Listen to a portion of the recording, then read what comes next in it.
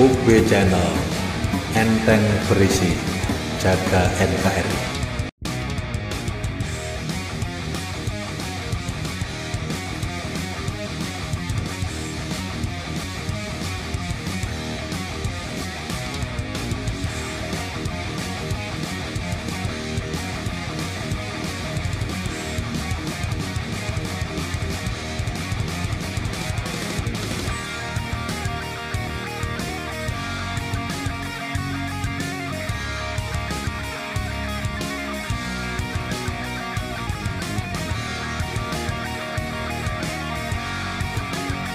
Halo, jumpa lagi bersama Gunge di UB Channel. Semoga pada siang hari ini kita selalu mendapat barokah dari Tuhan Yang Maha Esa dan selalu mendapat kesehatan, kesejahteraan, dan kebahagiaan sekeluarga. Amin. Dan tetap gedeap terus bersama Gunge. Gedeap terus bersama Urip Bonus Channel. Sedulur UB Channel yang tercinta dimanapun Anda berada.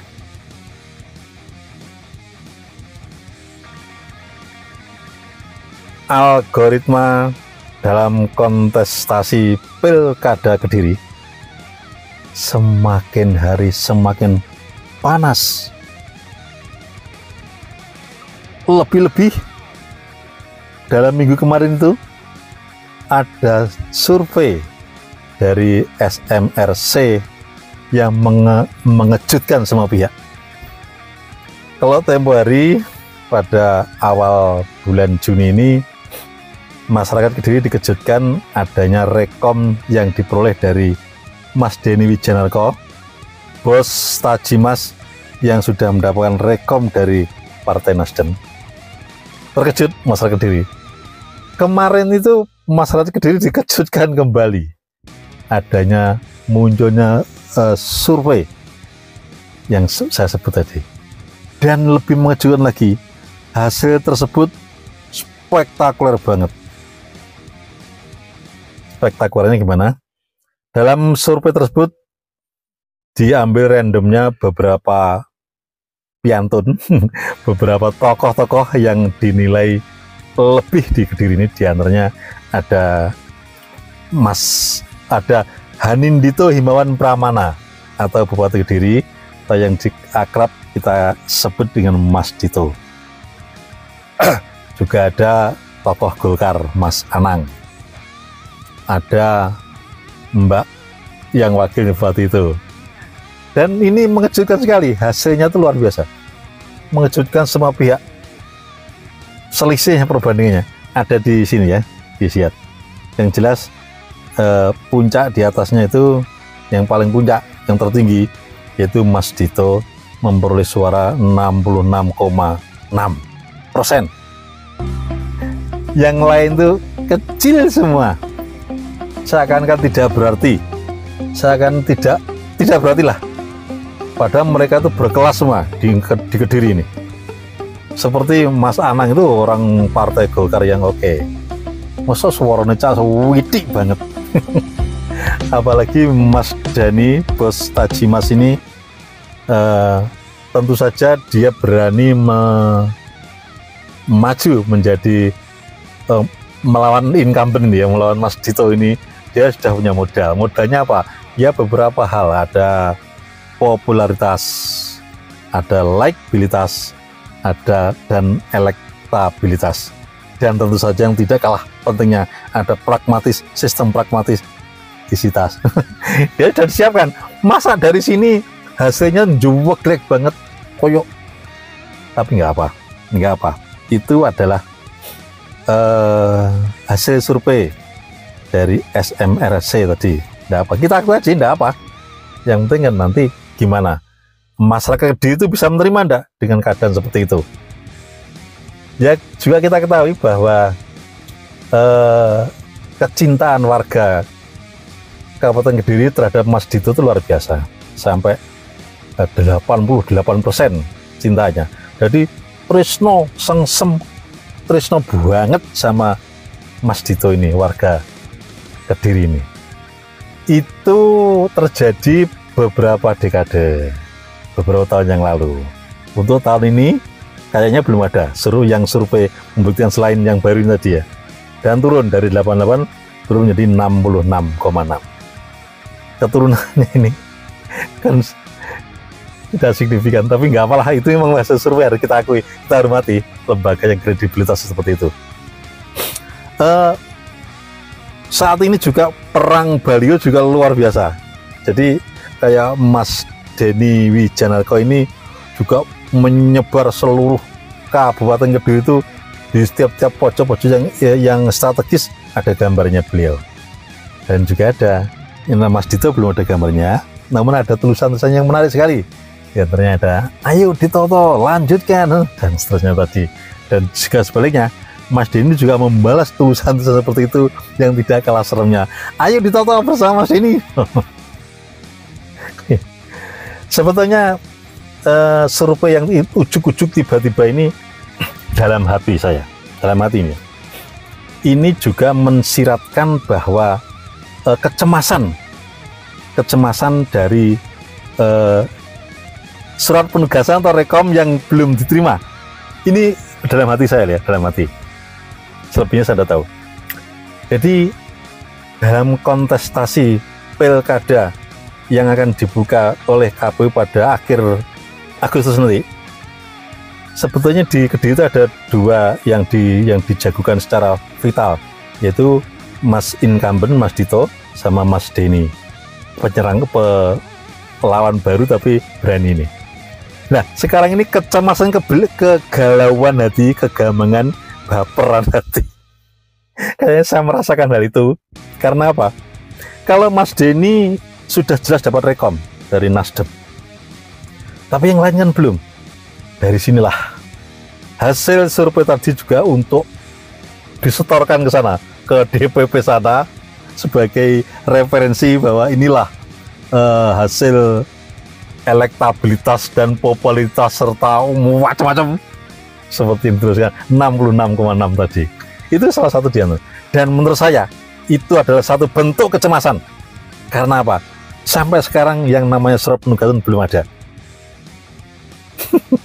Padahal, maaf, di beberapa daerah, terutama kita membincang PDI, karena setelah Rakernas kemarin, setelah Rakernas itu, pulangnya dari Rakernas itu para kader-kader yang mencalonkan jadi pemimpin, jadi bupati misalnya, sudah ada gambaran, sudah ada surat penugasan sementara, atau paling tidak surat tugas atau apalah yang namanya reko apalah. Nah, di sini beberapa daerah sudah menerima. Seperti satu contoh yang real ini di daerah Nganjuk. Di daerah Nganjuk itu incumbent menjagokan lagi dari PDI, pulang dari Rakernas dia sudah membawa surat untuk sosialisasi, untuk konsolidasi, untuk apapun lah. Nah, ternyata di Kediri belum ada. Dari sinilah, makanya saya dalam hati saya, kalau ini salah, mohon maaf kalau ini salah. Bentuk survei dan lainnya itu merupakan kecemasan bahwa belum adanya surat penugasan. Seperti itu perkiraan. Nah, dari sinilah prediksi selanjutnya terserah Anda. Dan setelah yang mengejutkan hati saya, setelah munculnya hasil survei dari SMRC tadi, saya secara pribadi mendapat pengaduan beberapa lembar. Waduh, saya bawa ini kemana nih ya? Saya bawa. Jadi saya sudah mendapat buku panduan yang berisikan, mohon maaf sekali lagi, hasil kekecewaan dari beberapa masyarakat Kabupaten Kediri yang terkait dengan pengisian perangkat desa. Saya bilang begini karena ini sudah resmi dan sah, artinya sudah bukan rahasia umum lagi. Karena apa? Dalam surat yang ditembuskan pada saya, bukan tembus pada saya, yang disampaikan pada saya oleh salah satu LSM di Kediri. Beliau ini, LSM ini kemarin itu telah mendatangi KPK untuk menanyakan laporannya pada tanggal 4 Juni kemarin terkait dengan pengisian perangkat desa di Kediri. Itu KPK tidak merespon, tidak merespon lah. Akhirnya LSM ini mendampingi kelompok ujian ini, kelompok perangkat desa yang kecewa tadi ke KPK. Karena di KPK juga adem ayem dilanjutkan LSM ini ke Kompolnas. Curhat. Begitu kira-kira. Ini saya bisa ngurang kacamata lagi. Padahal ini sumber yang sangat kredibel. Polda Jatim sudah memanggil orang penting di Kediri ini, orang penting yang terkait dengan pejabatan perangkat desa ini, yaitu Polda Jatim Subdit 3 Tipikor Ditreskrim Polda Jatim sudah memanggil orang penting di Kediri ini. Setelah dipanggil, maunya ruame. Setelah dipanggil ini, adem plus. Inilah dunia ini seperti ini. Banyak konflik of interest yang luar biasa, sehingga kasus yang jelas cetawilala di depan mata itu bisa adem ayem. Namun LSM di Kediri hebat, dia tidak terima. Polda Jatim mandek langsung ke KPK mandek ke Kompolnas dilaporin. Nah, ini sedikit, jadi lebih jelasnya saya sudah mengantongi di sini dan saya tidak buka karena tidak ada kepentingan dengan saya, dan lagi kami mengontrol tentang pilkada ini hanya variasi aja, dan ini juga menyerang secara pribadi atau menyerang kepada lembaga atau apa itu. Saya hanya bicara apa adanya resmi, ada sah resmi, sehingga kalau saya bicara sah-sah saja, bukan berarti saya anti dengan siapapun ya, seperti itu.